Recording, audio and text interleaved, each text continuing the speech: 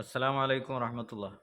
ഇനി കഴിഞ്ഞ ദിവസം ചർച്ച ചെയ്യപ്പെട്ട വിഷയത്തിൻ്റെ യാഥാർത്ഥ്യം എന്തെന്ന് നമുക്ക് നോക്കാം. അപ്പോൾ അവർ രണ്ടുപേരും രണ്ടഭിപ്രായം പറഞ്ഞു. ഇനി അതിലെ യഥാർത്ഥ സംഭവം എന്തായിരുന്നു എന്ന് പൂക്കോട്ടൂർ സാഹിബ് വിവരിക്കുന്നത് കാണാം. എറണാകുളത്ത് സമ്മേളനം വെച്ചപ്പോൾ ആ എറണാകുളം സമ്മേളനം സുന്നി യുവജന സംഘത്തിന്റെ സമ്മേളനമാണ്. 89-ലെ സമ്മേളനം. എന്തുകൊണ്ട് രണ്ടായി പിരിയേണ്ട ഒരു ഘട്ടത്തിലേക്ക് എത്തി? രണ്ടായിട്ടില്ല, രണ്ടായി പിരിയേണ്ട ഒരു ഘട്ടത്തിലേക്ക് എങ്ങനെ എത്തിയെന്ന് ഞാൻ പറയുന്നത്.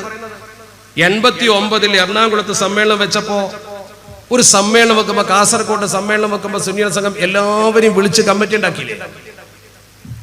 ആലപ്പുഴയിൽ സമ്മേളനം വിളിച്ചപ്പോ എല്ലാവരും വിളിച്ച് കമ്മിറ്റി ഉണ്ടാക്കിയില്ലേ?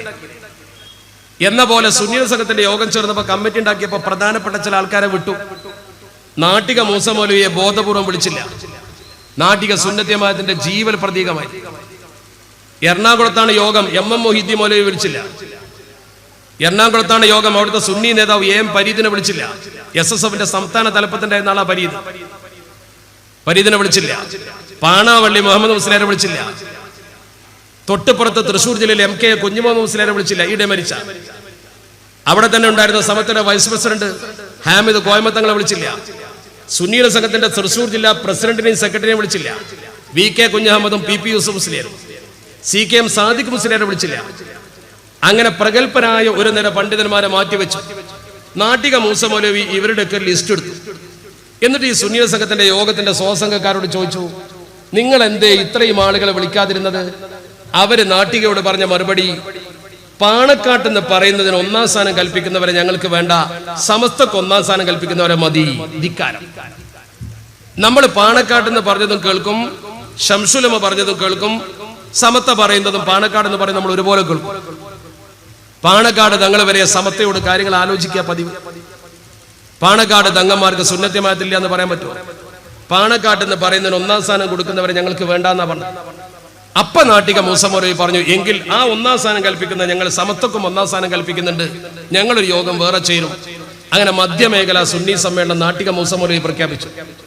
SYSന്റെ സമ്മേളനം എറണാകുളത്ത്, മധ്യമേഖലാ സമ്മേളനം എറണാകുളത്ത്.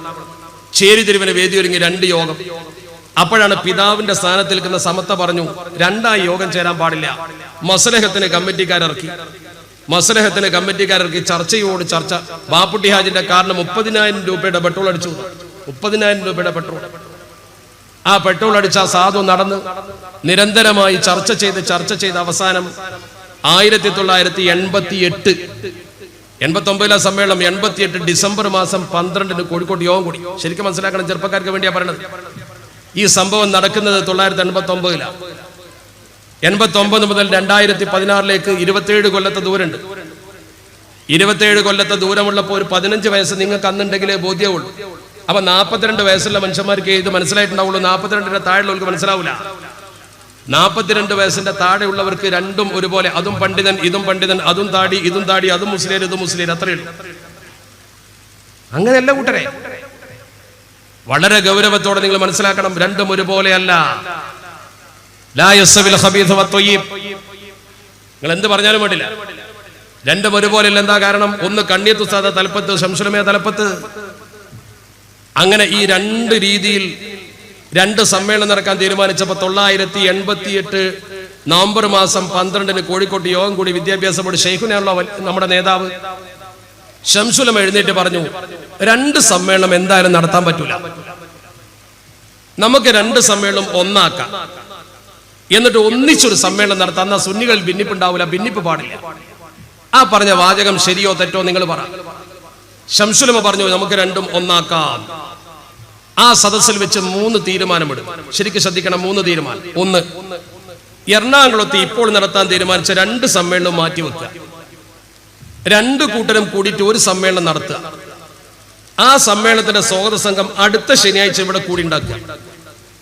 അടുത്ത ശനിയാഴ്ച ഈ യോഗം ചേരുന്ന നവംബർ 12 ഒരു ശനിയാഴ്ച. അടുത്ത ശനിയാഴ്ച നവംബർ 19.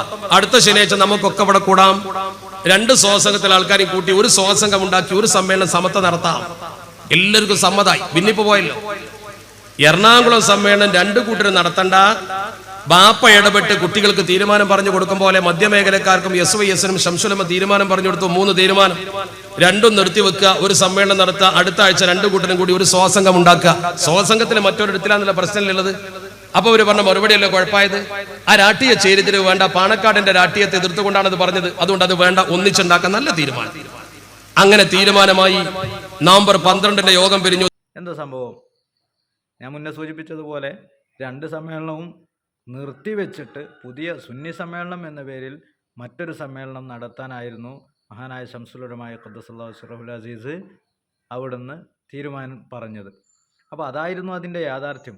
ഇങ്ങനെ ഓരോന്നും വളച്ചൊടിച്ച് യാഥാർത്ഥ്യങ്ങളിൽ നിന്ന് മാറ്റിയെടുത്ത് തങ്ങൾക്കനുസരിച്ച് ചരിത്ര വിശദീകരണം നടത്തിയ അണികളെ പറ്റിക്കുന്ന ഒരു സ്വഭാവമായതുകൊണ്ടാണ് ഇതിനെ ഒന്ന് ചർവണം നടത്തണമെന്ന് നമുക്കൊന്ന് ആ രീതിയിലേക്ക് നമ്മൾ മുന്നിട്ടിറങ്ങിയത്. ഇൻഷാ അല്ലാഹ് അടുത്തതുമായി വരാം. ഇൻഷാ അല്ലാഹ്.